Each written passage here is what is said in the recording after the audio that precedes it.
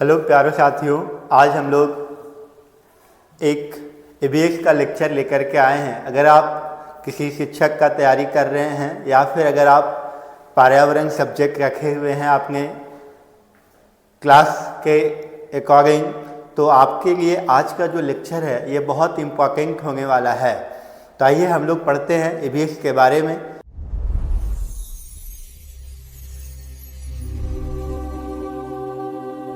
आज हम लोग जो पढ़ने वाले हैं, आज की चैप्टर में बेसिकली क्या पढ़ेंगे, ईवीएस के बारे में, पर्यावरण के बारे में समझेंगे। पर्यावरण कैसे बना हुआ है, कितने शब्दों से मिलकर बना हुआ है, ठीक है। इसमें फिर पढ़ेंगे हम लोग कितने प्रकार के घटक होते हैं हमारे पास, ठीक है। फिर पढ़ेंगे टाइप्स ऑफ सेक्टर के बारे में। तो आइए आज की लेक्चर को हम लोग एक बेहतरीन बनाते हैं और ध्यानपूर्वक क्लास को देखेंगे, ताकि आपसे बीच बीच में कुछ क्वेश्चंस भी लेकर के आएंगे और क्वेश्चन को भी साथ साथ में आपको क्या करना है, बनाते जाना है, ताकि इससे ये पता चलेगा कि हम जितने भी पढ़ाएं आज की क्लासेस में वो आपको कितना अच्छे से समझ में आया। तो चलते हम लोग क्लास की शुरुआत करते हैं अब। तो आई होप सबसे पहला जो हमारे पास आएगा वो क्या आएगा, तो सबसे पहला मैंने बताया था कि आज की क्लासेस में जो हम लोग बेसिकली पढ़ने वाले थे क्या, पर्यावरण।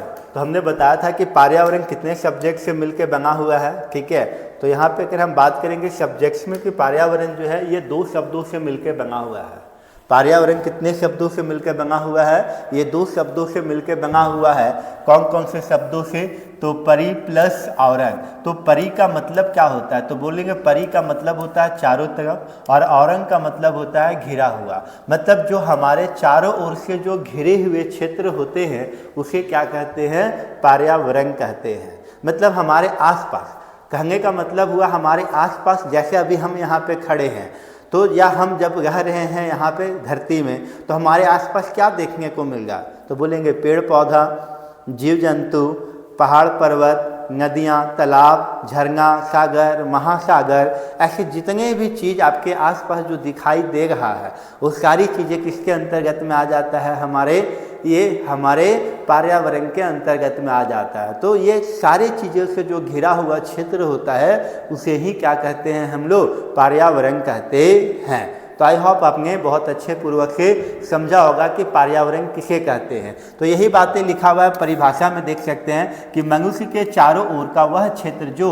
उसे घेरे हुए हैं उसे क्या कहते हैं, पर्यावरण कहते हैं। तो मनुष्य के जो चारों ओर घिरे हुए क्षेत्र हैं वो सब क्या कहलाते हैं, हमारे पास पर्यावरण कहलाते हैं।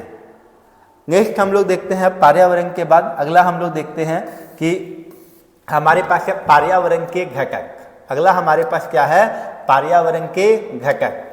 तो अब हम लोग देखेंगे पर्यावरण के घटक के बारे में थोड़ा समझेंगे कि पर्यावरण के घटक के बारे में क्या है हमारे पास। तो देख पा रहे होंगे कि यहाँ पे पर्यावरण के घटक जिसको बोलते हैं component of the environment, components of the environment. तो पर्यावरण के घटक ये कितने प्रकार के होते हैं, ये 2 प्रकार के होते हैं। पहला हमारा होता है प्राकृतिक घटक और दूसरा होता है मानव निर्मित घटक। तो प्राकृतिक घटक को ही हम लोग बोलते हैं क्या, नेचुरल कंपोनेंट्स। क्या बोलते हैं, नेचुरल कंपोनेंट्स बोलते हैं। और मानव निर्मित घटक को हम लोग क्या बोलते हैं, ह्यूमन मेड कंपोनेंट्स। क्या बोलेंगे, ह्यूमन मेड कंपोनेंट्स बोलते हैं। अब समझते हैं अच्छे तरीके से प्राकृतिक घटक जो नेचुरल कंपोनेंट है ये कितने प्रकार के होते हैं। तो नेचुरल कंपोनेंट ये 2 प्रकार के होते हैं। पहला हमारे पास जैविक घटक जिसे बोलते हैं बायोटिक कंपोनेंट, और नाम से ही पता चला जैविक, जैविक का मतलब जिसमें जान होता है। तो जिसमें जान होता है इसे हम क्या कहते हैं, सजीव कहते हैं, या हम इसी को हम लोग लिविंग थिंग्स के नाम से भी जानते हैं, ठीक है। तो सजीव हमें किस किस चीज़ें में जान देखने को मिलेगा, कौन कौन से ऐसे ये हमारे पर्यावरण में चीज़ें हैं जो जिसको हम लोग सजीव कहते हैं। इस पर्यावरण में ऐसे क्या क्या चीज़ हैं जिसे हम सजीव कहते हैं या लिविंग थिंग कहते हैं। तो यहाँ पे हम कह सकते हैं कि हमारे पास एग्जाम्पल के तौर में आप समझ सकते हैं कि ये जंतु है और ये हमारे पास क्या है, पौधे हैं। मतलब कह सकते हैं कि एनिमल्स एंड प्लांट। तो जो जानवर है और कौन, पेड़ पौधे, ये दोनों के दोनों किसके अंतर्गत में आ जाते हैं, ये सजीव के अंतर्गत में आते हैं। किसके अंतर्गत में आते हैं, ये सजीव के अंतर्गत में आते हैं। क्योंकि आपने जितने भी जंतु देख रहे हैं तो जंतु में भी क्या होते हैं, जान होते हैं, वृद्धि करते हैं। आपने सजीव और निर्जीव, तो सबसे पहली बात आती है लिविंग थिंग और नॉन लिविंग थिंग क्या होता है, दोनों के बीच में क्या डिफरेंस है।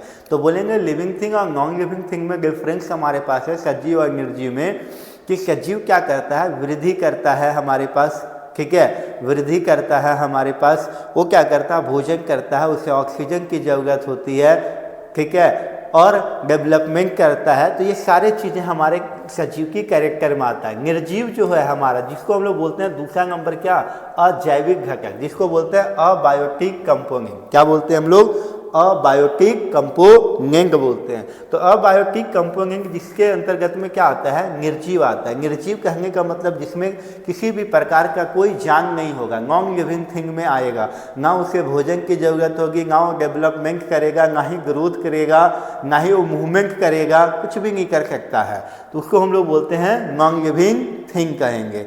नेक्स्ट आता है नॉन लिविंग थिंग। अगर हम एग्जांपल की बात करें तो नॉन लिविंग थिंग में क्या, जो आपके आसपास जितने भी सारे चीज़ दिख रहा है, ठीक है, जैसे बेंच दिख रहा है, बुक दिख रहा है, पेन दिख रहा है, पेपर दिख रहा है, या फिर हम लोग और भी कह सकते हैं मिट्टी, जल, वायु, ये सब जितने भी चीज़ें हैं ये सब क्या होते हैं, निर्जीव के अंतर्गत में आते हैं। अगर आपसे पूछा जाए सोइल, मिट्टी, क्या मिट्टी को भोजन की जरूरत पड़ेगी, मिट्टी कभी भोजन करेगी, तो बोलेंगे बिल्कुल नहीं। जल को कभी, जल तो खुद ही क्या है, नॉन आएंगे हमारे पास, नॉन लिविंग थिंग, निर्जीव के अंतर्गत में आते हैं। नेक्स्ट आता है हमारे पास मानव निर्मित। अब मानव निर्मित ह्यूमन मेड कंपोनेंट, तो ह्यूमन मेड कंपोनेंट में हम लोग देखेंगे कि क्या है, जिसको बोलते हैं आर्टिफिशियल भी हम लोग। तो इसके अंतर्गत में मानव के द्वारा जो निर्मित किया गया चीज़, तो आप सोचिए कि मानव के द्वारा क्या क्या चीज़ निर्मित कर सकते हैं। तो बोलेंगे मानव के द्वारा जो चीज़ें बनाई जाती है उसे हम लोग क्या कहते हैं, मानव निर्मित कहते हैं। तो मानव के द्वारा क्या क्या चीज़ बनाया जाएगा, तो जैसे आप बच्चे अभी आप बैठ रहे हैं, क्या आप टेबल में बैठ रहे हैं, तो टेबल में जो बैठ रहे हैं कौन बनाता है, बोलेंगे सर ह्यूमन बनाता है। कोई पूछेगा लाइट, ये लाइट कौन बनाया है, तो बोलेंगे ह्यूमन। ये जो मैं बोर्ड पे पढ़ा रहा हूँ ये भी कौन बनाया है, बोलेंगे ह्यूमन बनाया है। पूछेंगे सड़क कौन बनाता है, बोलेंगे कि सर सड़क जो रोड है वो भी ह्यूमन बनाता है। ये भवन है जिसको हाउस कहते हैं, ये कौन बनाता है, ये भी ह्यूमन बनाता है। बोलेंगे पुल, ब्रिज कौन बनाता है, बोलेंगे ह्यूमन बनाता है। उद्योग जिसको बोलते हैं इंडस्ट्री, कौन बनाता है, बोलेंगे ये भी ह्यूमन बनाता है। तो आई होप आपने अच्छे पूर्वक से समझा होगा पर्यावरण के घटक जिसको बोलते हैं component of the environment. Clear है आज इट इज। अब उसके बाद फिर हम लोग आगे देखते हैं नेक्स्ट स्लाइड में और क्या हम लोगों को पढ़ना है। जहाँ अभी आपने पढ़ा था, मैंने बोला था बीच बीच में आपसे वादा भी किया था कि मैं जैसे जैसे टॉपिक ख़त्म करूँगा बीच बीच में कुछ क्वेश्चंस लेकर के भी आएंगे, ताकि आप क्वेश्चंस को भी साथ में सॉल्व करते जाएंगे तो आपको क्या लगेगा, एक अच्छा लगेगा क्वेश्चंस को करने में। ठीक है, क्वेश्चन जब बनने लगेगा तो आपको क्या होता है, एक कॉन्फिडेंस लेवल बढ़ता है आपके एग्जाम के लिए। ठीक है, तो आई होप आप देखें यहाँ पे। तो देखिए यहाँ पे क्वेश्चन क्या कर रहा है, वो क्या कि पर्यावरण के जैविक घटक में सम्मिलित है। पर्यावरण के जैविक घटक में सम्मिलित है, तो अभी हमने बताया था जैविक। जैविक का मतलब क्या हो गया, बायोटिक। अभी जैविक को इंग्लिश में क्या बोल रहे थे, बायोटिक बोल रहे थे। तो जैविक का मतलब बता ही गए थे, जिसमें जान होता है, मतलब वो क्या होगा, सजीव होगा, मतलब कि सजीव होगा, जिसमें जान होगा, जिसको लिविंग थिंग कहेंगे हम लोग। तो बताइए इसमें से आंसर कौन सा होगा कि पर्यावरण के जैविक घटक में सम्मिलित है।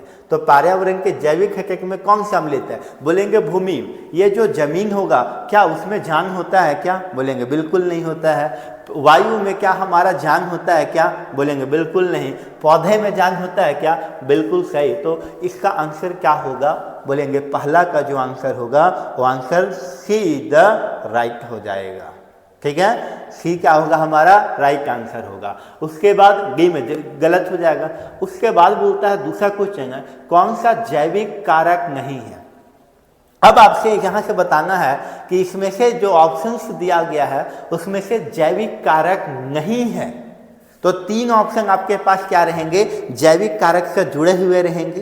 तीन कारक जो रहेंगे आपके पास, option A B C D 4 option हैं, इसमें 3 ऑप्शन जो है वो जैविक कारक से मिलता जुलता रहेगा और एक जो है वो जैविक कारक से मिलता जुलता नहीं है। तो क्या है हमारा सर, तो बोलेंगे यहाँ पे कि कौन सा जैविक कारक नहीं है, तो बोलेंगे पेड़ पौधा, बोलेंगे बिल्कुल ये जैविक के अंतर्गत में आएगा। जंतु, ये भी जैविक के अंतर्गत में आएगा, ठीक है। सूक्ष्म जीव, मतलब सूक्ष्म जीव का मतलब होता है छोटा जीव, तो छोटा जीव हो या बड़ा जीव हो, सभी जीवों में जीव जरूर होते हैं, ठीक है। उसके बाद इसका आंसर सही क्या होगा, प्रस्तर। प्रस्तर जो है ये तीनों से क्या हो रहा है, बिल्कुल अलग देखने को मिल रहा है, बिल्कुल ये क्या है, अलग देखने को मिल रहा है हमारा, ठीक है ना। तो आई होप आपने फर्स्ट लेक्चर देखा, आई होप आपको अच्छा लगा होगा। तो अपने दोस्तों पे क्या करें, शेयर करें वीडियो को, चैनल को सब्सक्राइब करें और लाइक करें, ताकि हम लोगों को भी मोटिवेशन मिल सके। थैंक यू, फिर अगले पार्ट लेकर के मिलते हैं नेक्स्ट वीडियो में।